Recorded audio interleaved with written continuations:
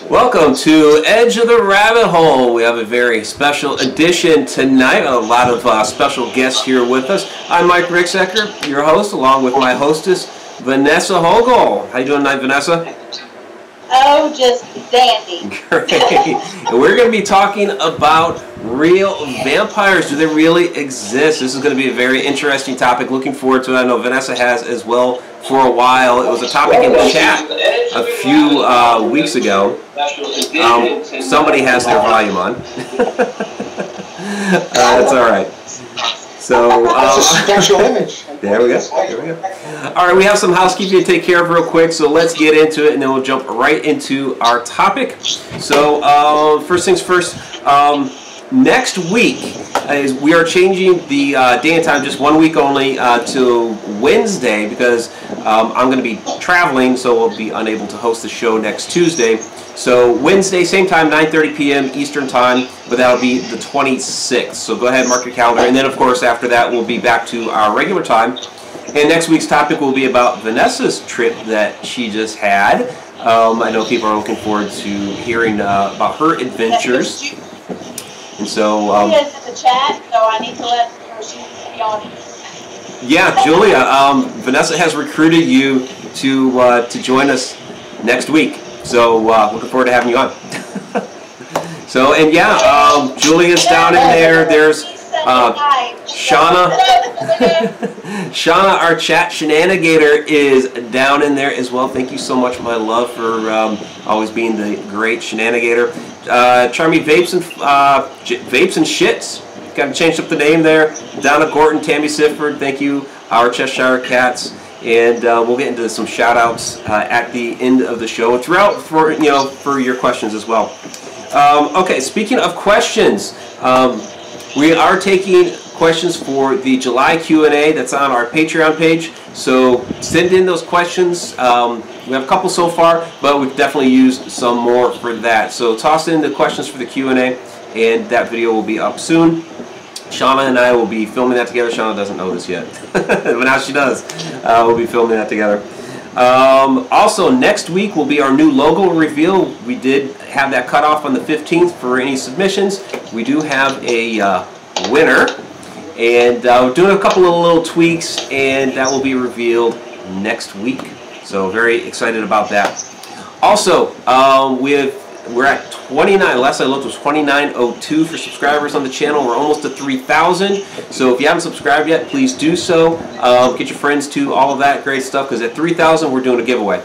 So could be a shirt, maybe another ghostie, I don't know, maybe another book. Could be anything. But go ahead, get us up to 3,000 and we'll do that giveaway. All right, so Don't forget, Mike. What's that, Vanessa? Don't you have a deadline the next book counter? Yes, thank you, Vanessa. I did not have that written down on my notes either, but thank you. Yes, we have a July 31st deadline. It's a little bit less than 2 weeks now to the deadline for the Encounters with the Paranormal 3 submissions. So submit your ghost stories, and you'll be in the book. You'll get a free book. You'll get access to author discounts, all of that great stuff. So, and part of the proceeds from that book are going to help the old Mineral Springs Hotel. They almost lost the building last year. It's currently the Mineral Springs Mall in Alton. So, part of the proceeds from that will go to help them. So, awesome stuff. All right. So now let's go ahead and get into it. We have a lot of great guests. I'm trying to keep up with all the names and faces. We have Marie Bargas up in the upper left-hand corner. We'll go from the upper left over. So we have Marie, we have Tony Sokol, then we have Gia. I'm sorry, Gia, I didn't catch the last name. Then of course we have our hostess Vanessa in the bottom left-hand corner, and then we have Rosemary, and then we have Maven. I guess Maven has a guest with him as well, and I didn't catch that name. So welcome everybody. I'm sorry? Oh, wait. Hello. All right. Is that Rosemary? I just heard her real well. Yeah, yeah. I mean, we've had a hard time hearing Rosemary the whole time, and boom, there we go. Was that you? Well, All right. Well, we're going to have a lot of questions throughout, so go ahead and submit those. I know Tammy's going to be like highlighting stuff in orange for me to see in there, which is great. Thank you for that, and of course our chat Shananigator will be stirring things up down in there. All right, so basically I guess my first question, really we'll just get right into it. So now, vampires. What do you guys define as a vampire? I know, Marie, you kind of organized, the collection of people here. So, what can you tell us? And we'll just get into like a roundtable discussion here. Okay. First of all, we want to talk about modern vampires, real vampires, in a modern. We're now actually having a hard time hearing you. Okay. Can you hear me now? There you go. That's a little better. All right, so when I organized this particular discussion, I wanted to address lifestyles of a modern, real-life vampire, which obviously is going to be different from and I wanted to have the challenges, some of the benefits, and basically how they operate within regular life. That's actually my Sokol. Talk a little clear. Yeah, you're cutting out again. I know, she was perfect when we first connected, so go figure that. The oh God came in perfect. Wherever you were when you said oh God. Okay, can you hear me now? Better? Yeah. Better. Better? Better. Yes. Okay. So when I arranged this particular collection of individuals, what I wanted to do is I wanted to explore a modern vampire within the context of modern society, juxtaposed against the traditional mythological definition of what a vampire is. And towards that end, I was studying Sokol, created vampire theater in the 90s. Goddess Rosemary, Maven, and Gia, both real life characters. Move back from the mic. Yeah. I think somebody's. It sounds like someone's microphone is like in the wind and it's interfering with everybody else's. Yeah. Does everyone hear that? Yeah, I hear that too. It does sound like somebody's mic is constantly on. Okay. I turned it. I still hear it.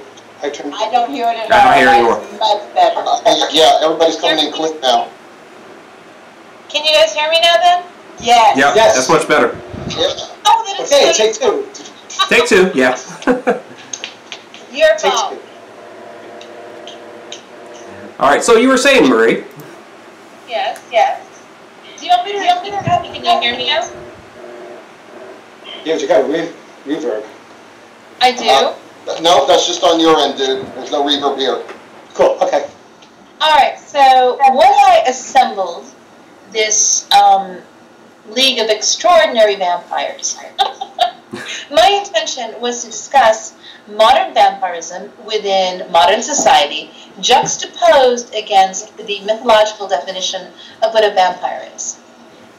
And towards that end, I invited Tony Sokol, who is the creator of Vampire Theater in New York, Goddess Rosemary, Maven, and Gia, who are from Dark Children, to join our discussion. And obviously Fifi, who is in the background. Right. The vampire chihuahua. Yes! Vampire. I am the nice. Do not trust me. Now, I have a question. I hear that pretty well. Yeah, go ahead, Vanessa. Since we're jumping right on into this, and I'm actually going to go ahead and address this to Maven Lore here.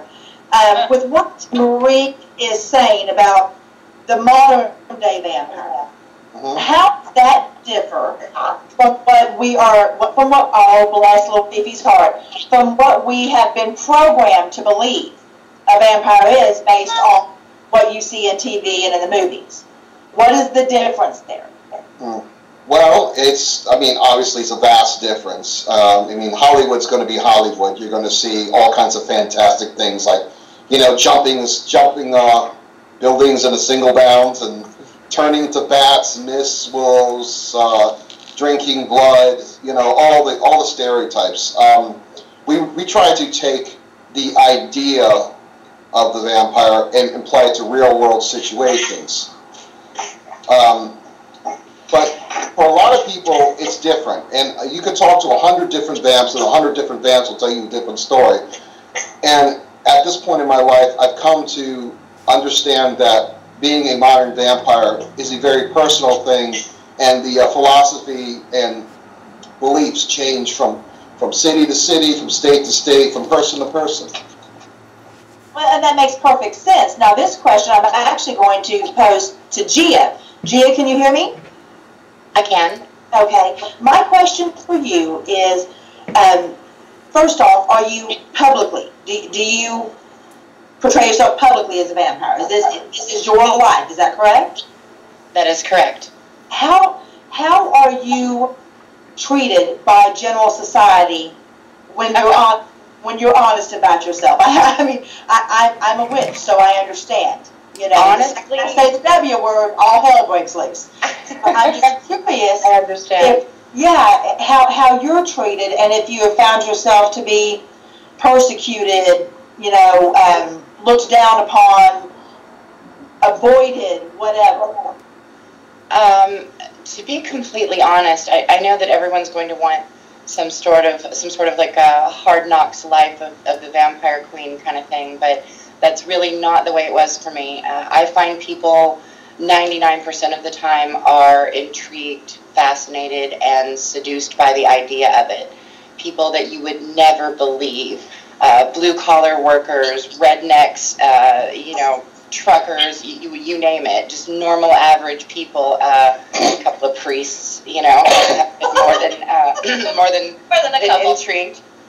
But the point is that there's a part of everyone that is seduced by the vampire, be it to become one themselves or to somehow even just for a night to have that experience, that sort of intimacy and passion that goes beyond mortal experience, beyond human experience. And I think that we kind of represent the archetype of that to people. So I've never had any real persecution that I can think of strictly for that. Much more so for my pagan beliefs, as I run a temple. I'm with you on that one. It's that people will scream at you for, but they're like, "Oh, you're a vampire? That's hot."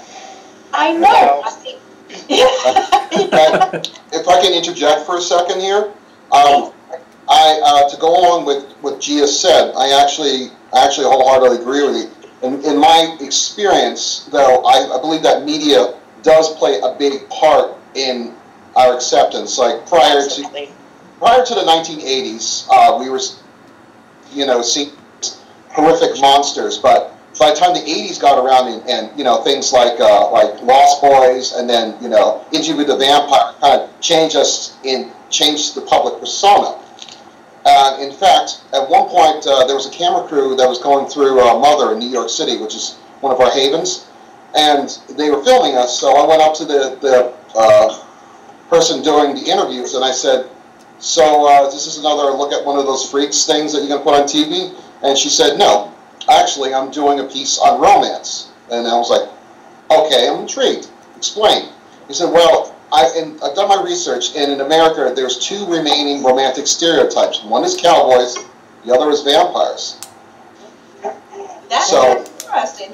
But it does make sense, because it's that unrequited love. You want it to last forever, and the only way it can in our minds, in Hollywood minds, is only a vampire can love you forever. And nothing can love you like a vampire. Yeah. The introduction of Fangs in the older movies was a way to talk about sexual penetration. So it was kind of under, you know, but it was there. The sexuality was there. That makes perfect sense. Now, I do have, just real quick, Mike, just one question for Rosemary, then I'm going to back out of here for a second. Sure. Simply because, Maven, you just mentioned a place that you consider, you know, your haven, where you guys go. Rosemary, in your experience, is there a place that calls to your soul, so to speak, where you feel most comfortable being who you are? New York City. Most definitely. I spent most of my adult life in New York City. I went to what's called Mother's before it was called Mother's. At that point, it was called the Click Club. Yes. And that was the club that I went to. I am a vampire, but I'm also a pagan and a witch. So, you know, the same kind of questions you were asking her. The only time I've ever really been persecuted is online by people I can't see. People I've never met.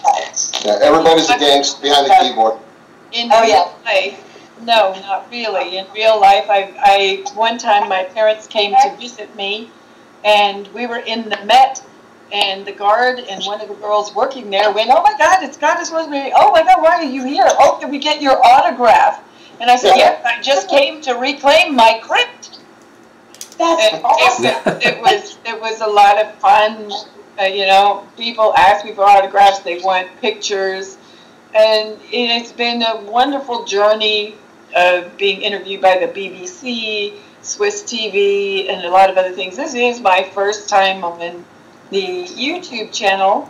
I've done live TV. I was on Richard Bay about 7-8 times. He kept coming to get me and making up excuses for me to go out there. Howard Stern, Ricky Lake. Tony and I were on Joan Rivers, and Sally Jesse, a few others. I turned down Jerry Springer because he could never tell me what the topic was that he was going to ask me. Yeah, we also about Jerry Springer. Yeah. He was going to hit us with a chair. You're probably going to. Yeah, that's what Jerry usually does. Yeah, Jerry Springer and Maury Povich. It's either going to be cheap or who's your baby daddy. Yeah. They kind of changed the tone of talk shows, and I don't really go on them a lot more after Jerry Springer became the style of talk shows, because there wasn't a lot of real information going on, just sensationalism and making everyone look bizarre. So that was kind of when I stopped going on talk shows. I haven't been on one in a while. This is one of the first I've agreed to go on in a while because my pal Tony there dragged me in. Well, we really appreciate having you on. Certainly. Yeah.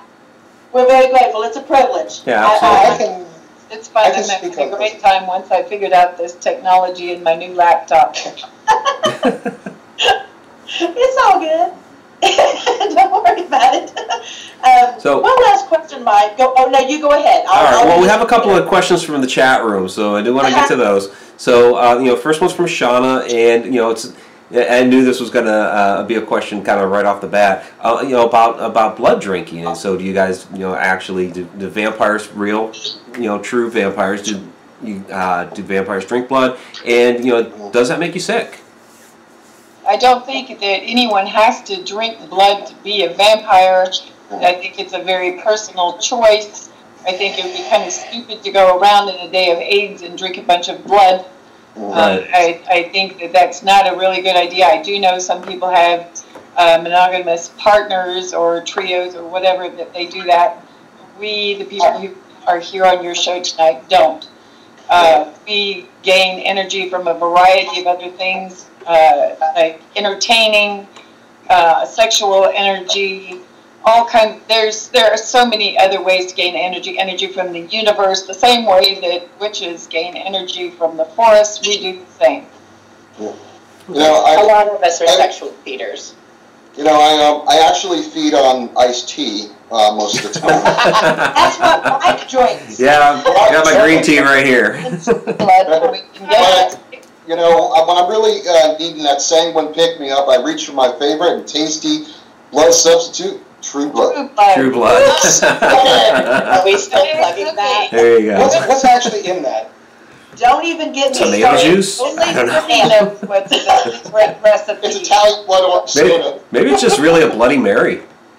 It's honestly orange. It's carbonated orange soda. Is it? All right. We also have this from Dawn. We also have this question from Dawn. As a vampire, damn. Okay, I would drink, but he could gnaw on me all night long, and I wouldn't even care. There you go. I'm just saying. Everyone else has been talking about the romantic vampire and not drinking blood. when I first came into the vampire scene, which was the late 80s, it was during the time of the, in Tompkins Park, there was the vampire squatters. And the vampire squatters, do you remember this, Maven?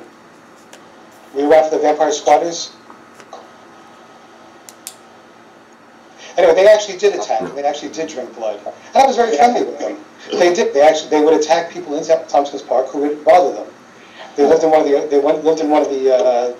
buildings that had been abandoned. They were squatters, and I don't know why, but I kept in touch with them throughout up until about 2004. I'm going to get this out there. What? You would be. Yes. Well, Giuliani shipped them all off to military school. He shipped all the mass off to military. I hate that guy. I think everybody hates that guy. Everybody hates that guy. And the rest were on that floating asylum that went around the city for a little while. I don't know if you remember that. The actual blood drinking that went in the early part of the vampire scene, it was done. It was done ritualized. It was done in chalices, things like that.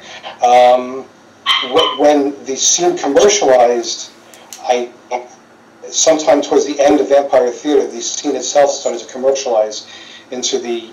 I guess I blame the Sabretooth people for bringing that whole niceness to it. But the 90s was not as nice as it is now, where nobody does anything. Well, there was a lot of bloodletting kind of performance art going on. Yes, as a matter of fact, I noticed this. And others, who incorporated it within their art. So that and it's like drinking blood itself. I think is a fetish. It is a type of fetish. There are people who have that as a fetish, like any other fetish. It doesn't. You don't have to be a vampire to do it. Is what I'm trying to say. I mean, some people do it who have nothing to do with being vampires. There are also fetishists that use it for ritual purposes. I know several that use it for youth and vitality rituals, especially virgin blood in particular, always from a donor that's consenting. But there are a lot of people that do that as well. So there's a whole physical aspect to it, a sexual aspect to it, an energy feeding aspect to it, and there are even so far as ritual aspects to it. It just depends. It runs the gambit as different as each vampire is. So is our way of imbibing that universal energy that we take parasitically from another creature. And it's also the life force. I mean, we all decided at some point when we were really young to become blood sisters or blood brothers with someone, and you cut your finger and you do that and you feel that connection and that tie. I mean, it's all the same kind of genre as that, because once you do that, you feel very connected to that person. Absolutely. So, all of this kind of, your neck is a very erogenous zone. So the idea of your life force and the pulse and main arteries being in your neck, it's all very erotic, and it doesn't require drinking of blood for any of it. Now, people can, but it's a very personal thing. And I think that if two lovers wanted to do that, then, if they used care and they were careful, and I think the important thing is that if people are going to play with that kind of thing, they know what they're doing and get tested for AIDS first. Always get tested. Monogamous with the partner, and you have to be able to trust the partner like any other sexual games. That makes perfect sense. Now, I have a question here for you. It's the chat's going too damn fast for me to keep up with what they're doing. But I got a few more questions from them, Vanessa. Yeah. So, what you got? Just one real quick. Do you find that the types of vampires or the different types of lifestyles are regional? Like, is your type of lifestyle different on in the Upper East Coast as opposed to how it is down in New Orleans? Because I've spent much time in New Orleans, and there's a way different vibe than what I'm getting off of y'all. So I'm just curious. Is it regional? I guess Maven and I and Vega are all from New Orleans, so there's a very particular type of vampire down there. We have our own vampire culture. So I would say it's regional, because if you go up north, they're very different. But we're all, you know, we're all basically the same kind of critter. Some of us just have different fur. Oh, bless you. That was sweet. Well, so down in New Orleans, the culture is very, very laid back. Not a lot of emphasis on certain etiquettes or this, that, and the other. It's very laid back and party-like. I'm originally from New York. In New York, everything was very stiff, very rigid, very red. There's always a lot of customs, a lot of red tape, a lot of expectations. So be still my heart. What's that? I said, be still my heart. I love that shit. I'm sorry. So, here's the thing. Though I believe both cities can learn from each other. I think New Orleans could deal with a little more etiquette, and New York could deal with the relaxing just a little more. You know, being that I'm from both cities, I try to incorporate, you know, what I've learned from each different region. I agree. And then there's a lot of different areas that the climate comes into play. In the South, you know, you can be out and be dressed a whole lot easier without having to put all kinds of winter coats and muckalucks on. And oh, sexy vampire, do you look with all that stuff on? You look like an abominable snowman. But we have to contend with the heat, though. So, you know, it's a double-edged sword. You can't wear a velvet and corsets when it's 120 degrees outside with 98% humidity. So, you know, it's a double-edged sword.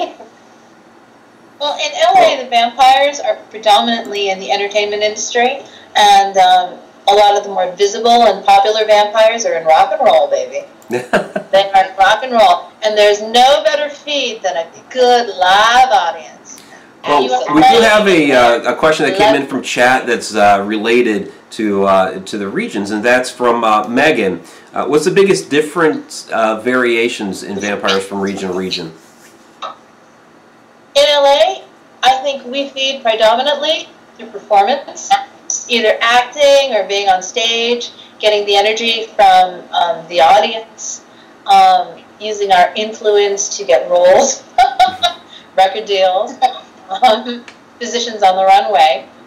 It's very different, I think, in LA. A lot of it is incorporated and used as we do our trade and our craft, which is entertainment.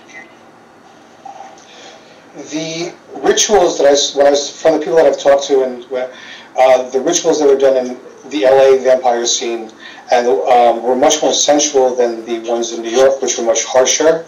The ones that I saw that I went to in New Orleans were also more sensual, except the people were harsher. I don't know if that explains it. That were in that particular group. Depends on the group you're talking about. Right. I know. Everything changes from one thing to the other. That was particular. I went to two different events. That particular, looking at that ritual, and DC was actually was very rigid. DC was very rigid. I remember. So there was a difference in the regions. Boston, when I was checking it out, has Boston ever developed one? Because there really was nothing to speak of when I was really checking everything out. Oh, not yet, but probably soon. Right, Gia?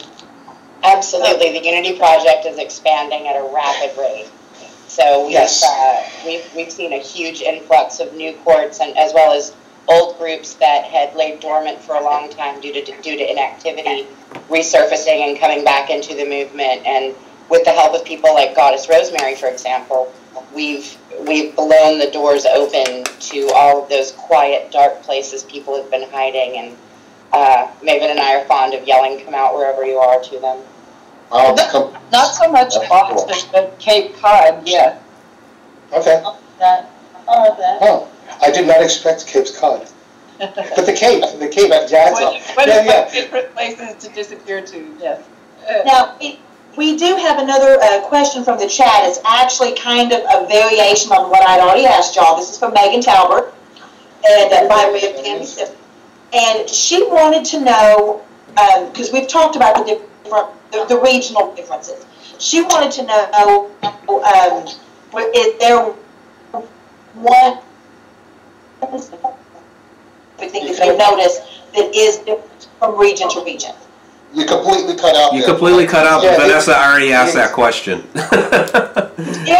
Yeah, it's the one that I just asked that spurred this whole part of the conversation. Silly. Okay, well, I'm going to sit back here and listen. The only thing I can think of that would answer that more completely is people's accents from regional areas. Besides, we're all pretty much the same. That's why the Unity Project is so powerful and has such a good opening floor. Is because we are all the same. We have some different customs, different ways of dressing, different mannerisms, different things that we do in our individual courts, but we're all the same kind of people.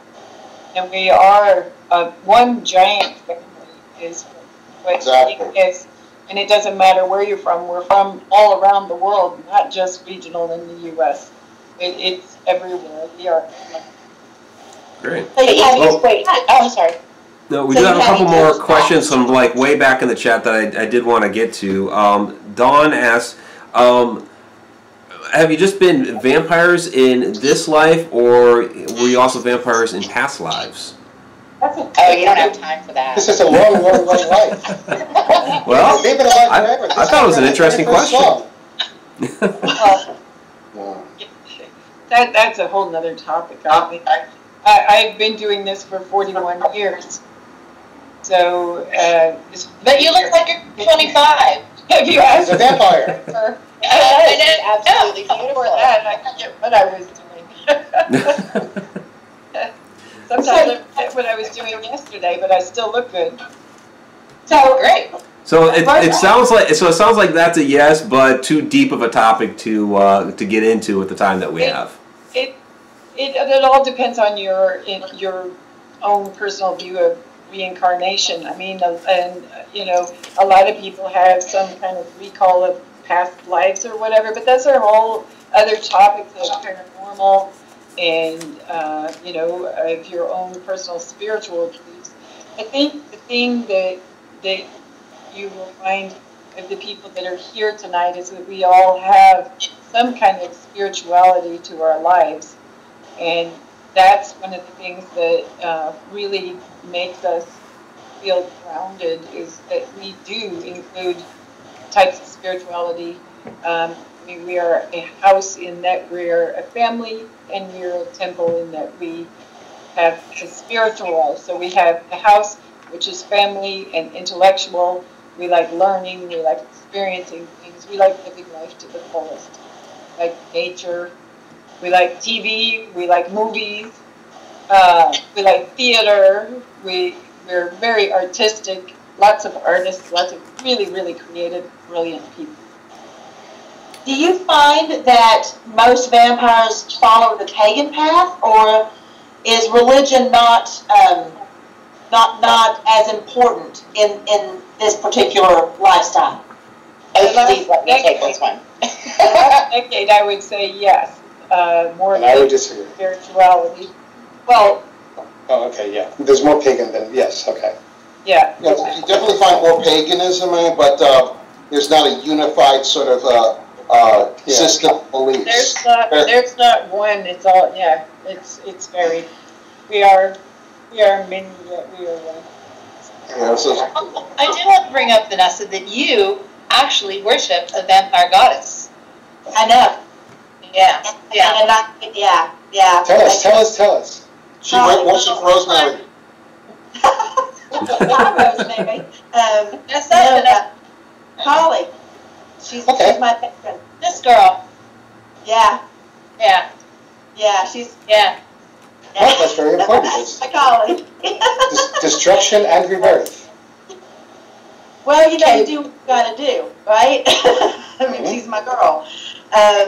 But no, I find it fascinating just because, in witchcraft, or what they call Wicca, I believe, you you can actually be a Christian witch or a Jewish witch or whatever. I just wasn't sure if it followed the same suit when you lead the vampire lifestyle. So that's where the question came from. Yeah, it does. There are people who are Jewish, there are people who are Christian, you know, there are all varieties of pagan, and there are atheists and anarchists and Satanists.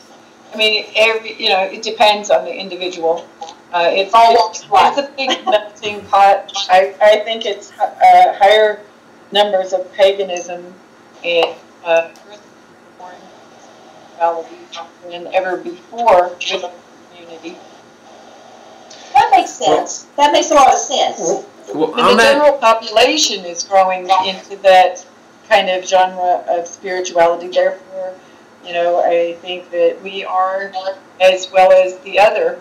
But, you know, it's not the most important thing of what spirituality each person has. To me, it's like the fact that everyone agrees or follows some kind of higher power, whether it's within themselves or outside of themselves, to keep themselves grounded and to, you know, be good people, to be leaders, not, you know, just dress up with this grungy vampire thing where, you know, you're causing trouble and this and that. But, you know, we have the Day of the Vampires in Brazil, where there's a blood drive every year during the lowest time of blood donation that I would like to see go further around the world on August 13th. And it's in its 15th year. And other charities, Maven, you're doing some charities there. And then there's one that is saving stray cats that I was just reading about. And, you know, we're big animal lovers and do animal rescue and rescue animals that we can handle. That's wonderful. Socialization of pets that are not well homeable so that they'll be able to get a good home.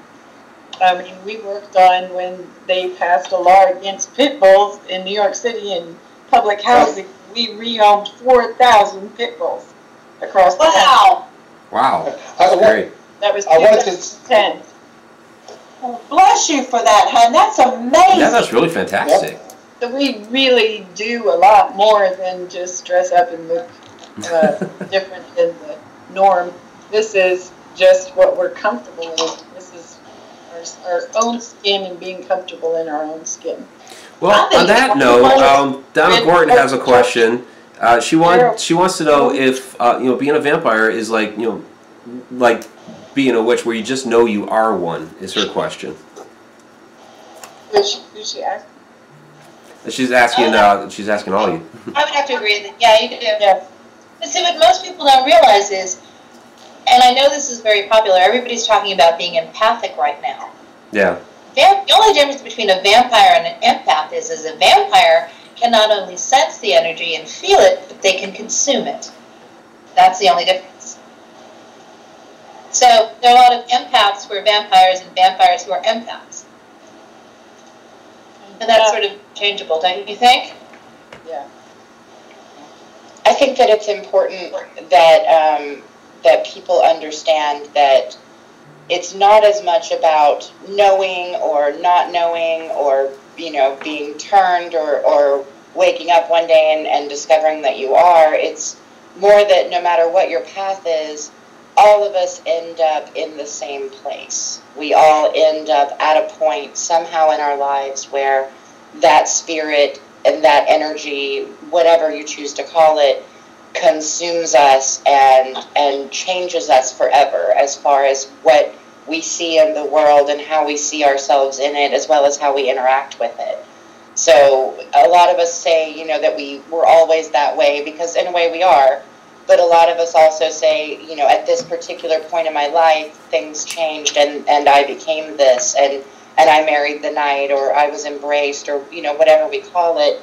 It changes and varies from house to court to halo, but in essence, we all chose to give in to the darkness of the universe itself and become part of it.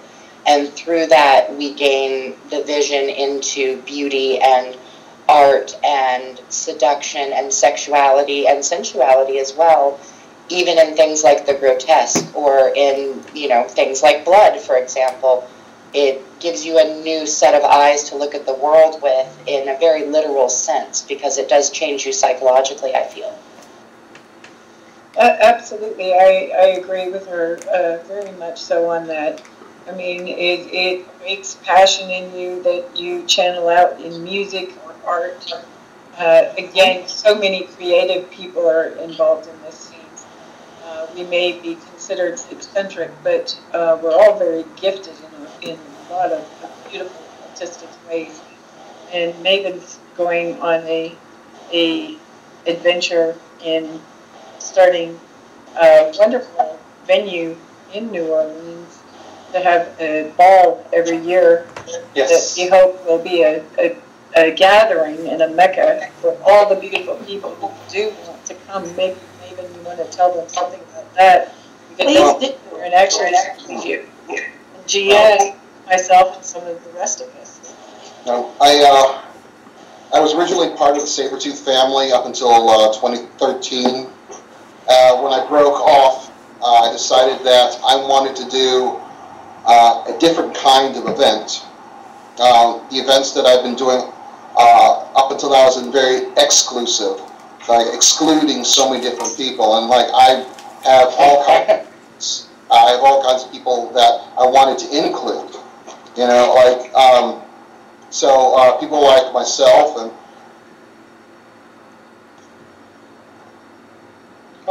Maybe just got out. Different audiences that we wanted to cater to. So we originally we created something called the Bad Things Ball, and we ran that for a couple of years until I decided that I wanted to partner up with Logan South, who's the king of the Austin Vampire Court, to create a new ball called the Bloodlust Ball. We had our first ball last year for Bloodlust, and it went over very well. And this year, we're actually, I'm not at liberty to discuss some of the little surprises that we have in store for everybody, but we are taking it to a different level. We are pulling in as many different types of people, making everybody feel welcome. That's one of the biggest problems with a lot of vampire balls. How are you? Have to act this way. You have to wear this kind of armor. You know, we want to blow that out of the water and say, you know, the time for compartmentalizing and separating us, it's over. And this, a part of the ball also rolls into what we're trying to do with the Unity Project, to become inclusive rather than exclusive. Now, Maven, may I ask you a question? No.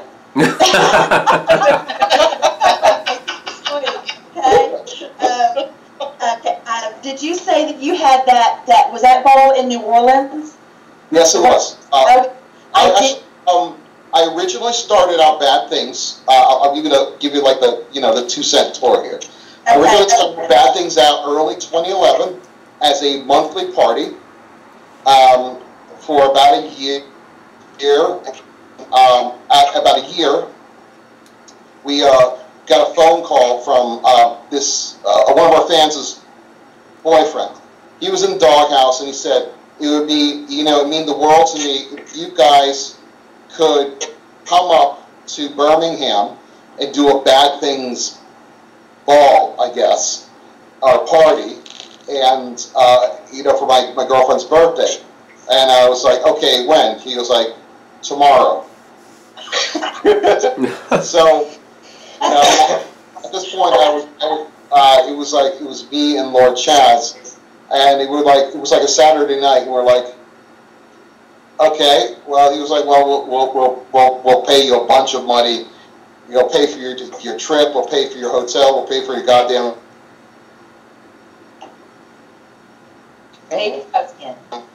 To get to Alabama and throw a badass party, which honestly, there's video evidence out there. We actually recorded the whole thing and made a mockumentary out of it.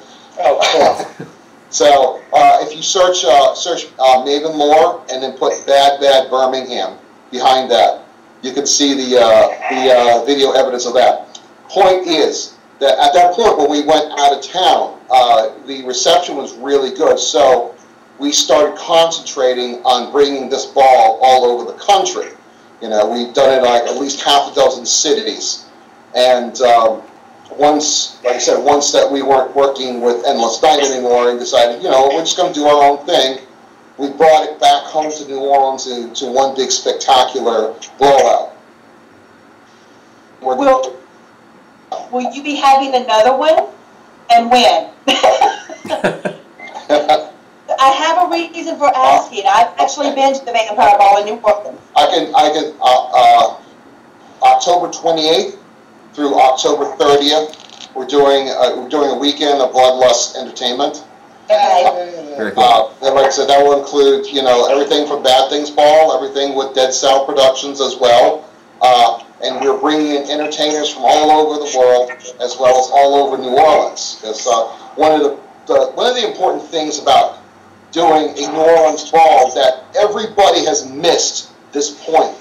People come to New Orleans to see New Orleans, not to see New York or LA or Paris or whatever, you know, the entertainer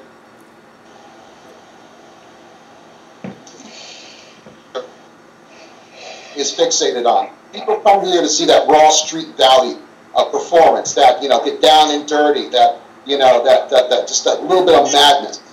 And we were trying to give that to them. I went to the Vampire Ball in New Orleans 8 years ago, I think it was. I've actually met with Chaz. I know who you're talking about. A dear friend of mine, Jonathan Weiss, is down there, and he's a great guy. I've known him. Yeah, we've had him on before. We've had him on the show.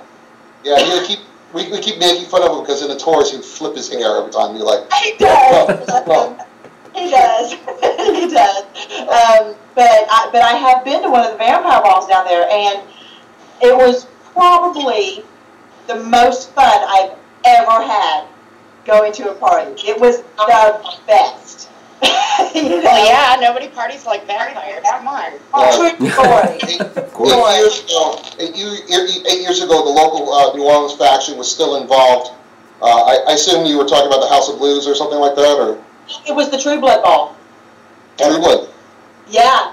It was, that year, it was done in lieu of the standard Anne Rice Vampire Ball. Because of the True Blood. I must have missed that one, actually. It was amazing. It was so much fun. But I need to come to yours. So I just need, that's got to happen. Mike, I'm going to be in New Orleans in October. We'll do a show. We'll do a live show from there. Yeah, that'd be great. I'm going to be in Alton for a book signing, but you know, you can cover New Orleans, Vanessa. I'll cover Illinois, and we'll all be good. New Orleans is my mecca. I know. So yeah. Okay, so to answer your question, yes, we're having another one. We're going to have one every year, but we're actually also doing a Bad Things Ball in Louisville. That's actually going to be run by Gia Bathory and Jessica Brothers. It will be called the Winter Waltz, and it's going to be absolutely amazing. Ooh, that's only 10 hours away from me. You should definitely only 10 hours. Coming. It's going to be amazing. We were doing an ice theme for the first time. I might make an appearance there, if you know, Might. Inclined. Might. Now, Gia, when will that one be? That is December 15th at the Mercury Ballroom. We have Jason William Allen. We've got Vita Devoid. We've got some amazing people coming in for that one. That one's going to be really, really awesome. The venue itself is a huge historic venue, so it's going to be really, really cool. I can't really leak a lot of it yet as far as like our theme and everything, but I can tell you that if you're coming, you should probably get a cupcake ball gown and something very sparkly. I can do that. Oh. That sounds very cool. Sparkle. Sparkly vampires. Uh-oh, sparkly Yeah, vampire. not that we sparkle, but you know, it's a winter thing, so you know, you gotta have lots of ice on your hair.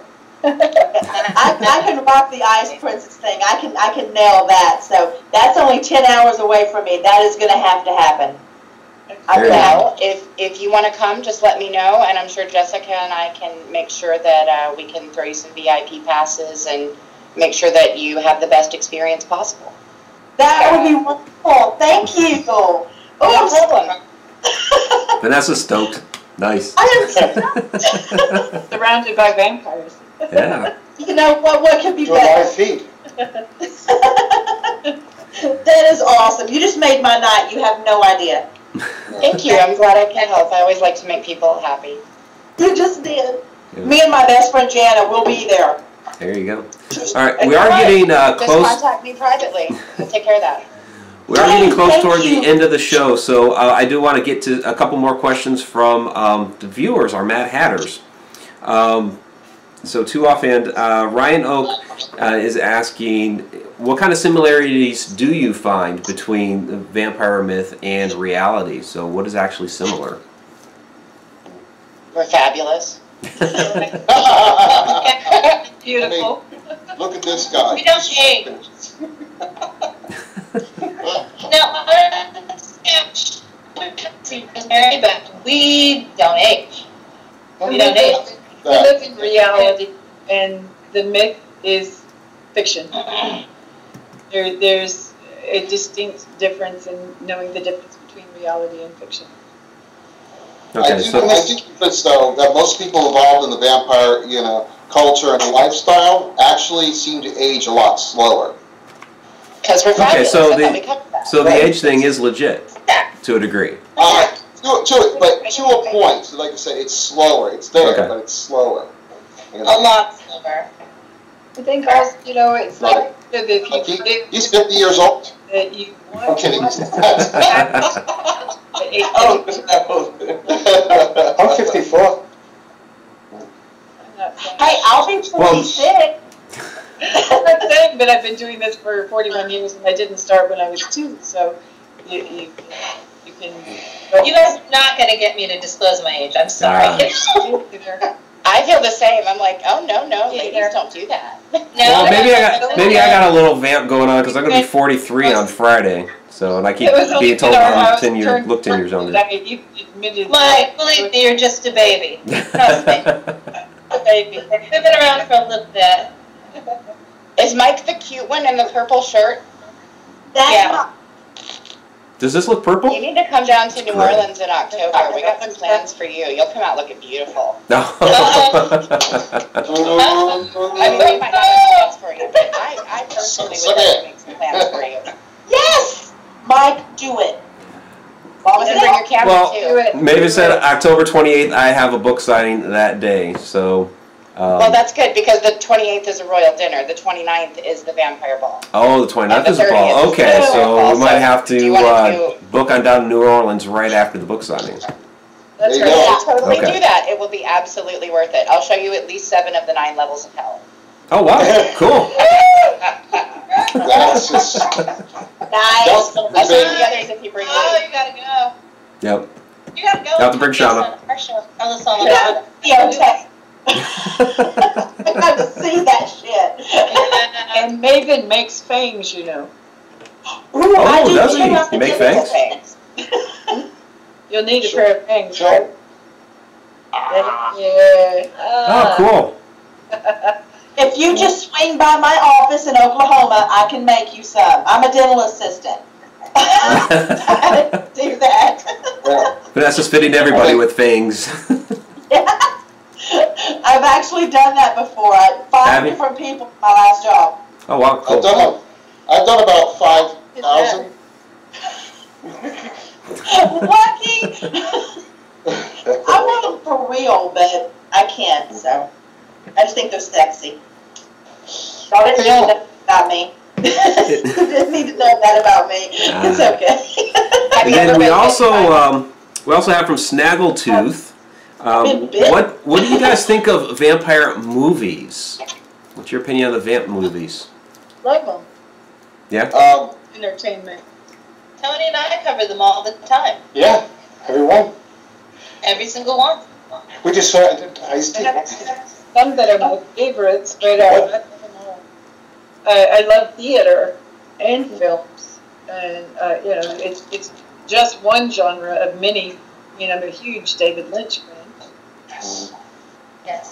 Yes, she I guess my follow up to that is. You said call my head. Yeah. I guess my follow up to that is a lot of people they view the the vampire movies, the vampire shows, and they start honing in on that mythology, which kind of skews their perspective of what a real vampire is. So how do you guys feel about that? Are you always having to kind of correct people on what a real vampire is because of what they're getting out of the movies and shows?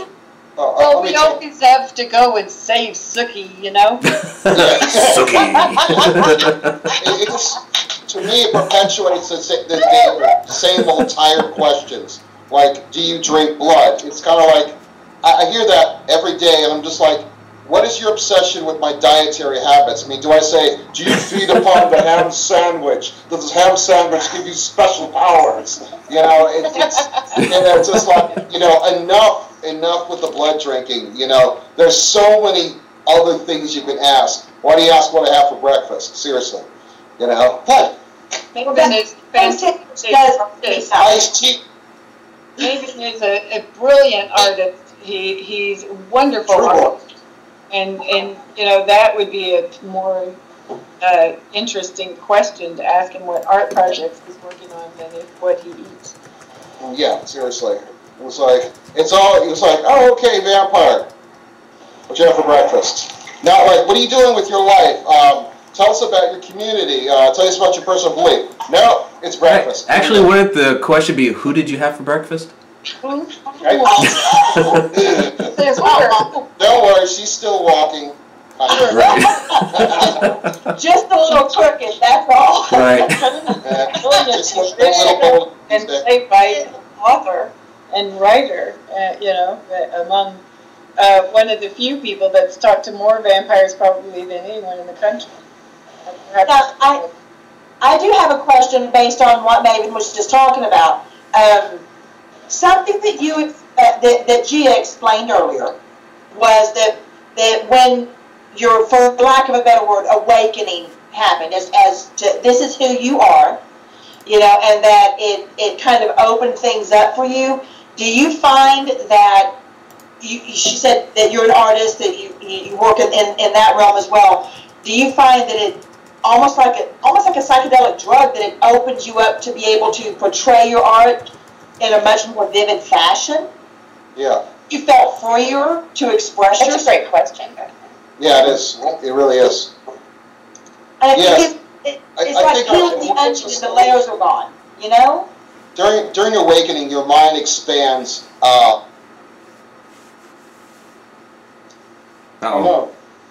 Wake up. Yep. Some of us, me, I was absolutely enthralled with it. It felt like something that should have been there.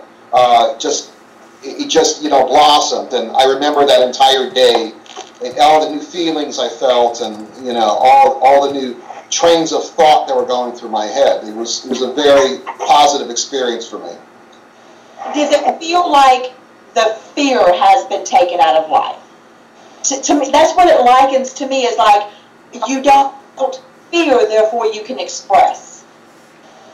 The fear becomes food.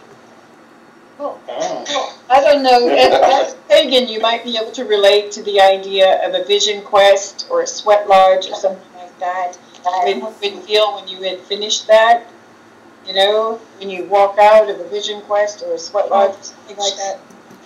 It's more like that, I think. See, I find that fascinating because, I tend to have darker thoughts, and I hid them for a long time because it made people uncomfortable. Now, the more that I express those darker thoughts and do it through art or writing, I don't follow the same life path. It's strong, but it makes me feel 10 feet fucking tall. Like I'm invincible because I say, you know what, if you don't like it, that's okay. Fuck you. Sorry, but this is who I am, This is me. And if you don't like it, that's okay, but I'm going to be me no matter what. And that's what I feel from you guys, is that you've just accepted your life and you've embraced it, and you're being exactly who you are meant to be, and it's commendable. And I wish more people would do it. That's exactly what we do. It absolutely is a drug, like the way that you described, when you know that any living thing that walks by your path you can feed the life out of without them generally knowing it. If you're good enough, then that does make you feel 10 feet tall. That does make you a lot more in tune with the environment around you and with your surroundings, and therefore it does heighten your senses. It does give you an adrenaline rush. It's much like, you know, taking adrenochrome, if you ever did that. It's very similar. It's less hallucinations, but it's more, it's a rush. It's an endorphin high, and there's nothing like that. No drug can ever replicate that, and I certainly tried back in the 90s. More power to you, darling. You got it. Yeah, I don't know how I survived it, but I did. I survived it. All right. Well, we are coming down to the end of our show. It has flown by, and I really do appreciate all of you coming out here. And I know it was a bit of a technical mess at the beginning, but we got to figure it out. One last question that I have for the roundtable: are any of you writers, and do you write about vampires if you are? Yes. And no. Yes. And other things. And other things. Great. Tony and I have our own magazine online. It's called Entertainment Tomorrow. And the reason why we met professionally was because he was doing a story on vampires. In the 90s, he was the East Coast expert because he was with Commedia del Sangue, the creator. And I was the first vampire expert on Entertainment Tonight. And so, since then, and I was the vampire expert for Coppola's Dracula. So, since then, our lives have been parallel until just about a year ago. And then we teamed up. Absolutely. And we teamed up and became this evil pair of vampire twins that's now infiltrating the media with our bloodlines. Right, honey? That's what we're doing. We have been sinking our teeth directly into the media cables. Yes. And drinking them. But yeah, no, there's a lot of things to write about as in the vampire scene, and there's a lot of in the vampire entertainment, and a lot of times you can bleed certain things into there that, at least I have a lot of freedom with what I'm writing for Geekin, because I cover a lot of horror, so I can always slide a lot more than a lot of people can, because I have a lot more freedom. As far as vampire movies, I prefer satanic detective films like Angel Heart over actual vampire ones. Angel Heart was awesome. Angel Heart was pretty rock on, yeah. When you hear of the Vampire Theater in New York, the original Vampire Theater, that is the theater that Tony wrote all the material for. Yeah. Right. Okay. It was written up in the Times and various other mainstream. Those are the plays that he wrote. It was pre the scene. About it, but he wrote some plays that should be made into films. They need to be revived. Big fan of his work. Yes, there's someone will come along with money. Someday he'll win the lottery. No, producers. That'd be great. I wouldn't have to work 2 jobs. Before we end up going, I did want to mention to y'all that everybody in the chat has absolutely loved having y'all on. They are asking me to specifically make sure that y'all know that this has been one of the best shows. They love a lot. But will they donate? People like us. They really appreciate y'all taking your time, as do we, to come on here and just kind of let us into your lives and teach us a little bit, because these are things we didn't know, you know? I mean, all you can ever do is assume if you don't know, meet and ask questions and know. And they really wanted us to make sure that you knew that. Anytime you want us, we're always here in some capacity. One of us will be available. Awesome sauce. Fantastic. Yeah, I really do appreciate all you coming on. And I do want to give some shout outs to those in the chat, which the Mad Hatters down there. You guys have had some great questions. I know we weren't able to get to all of them, but you know, we had just such a fantastic roundtable, and we did learn so much. So I want to throw some shout outs.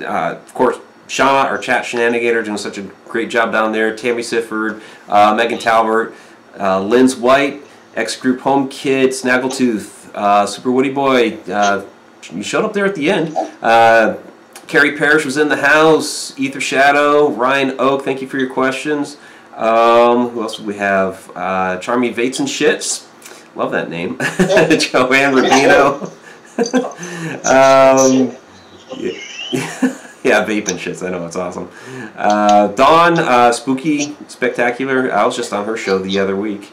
Upstate Supernatural made an appearance. He was hanging around for a while. That was pretty awesome. I had to go there a little bit ago. And Robert White, our friend from Australia, thanks for dropping in. And I'll go up just a little bit further. I think I already said Donna Gorton in there. And Bethany Warner, thank you. It's just too many. Yeah, there's a lot. There's a lot. We try to put out as many shout outs as we can.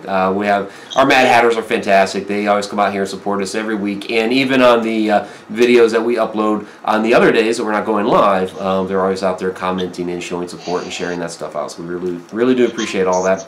And we appreciate all of you for joining us this evening on the show, our special guest for the evening. Thanks so much.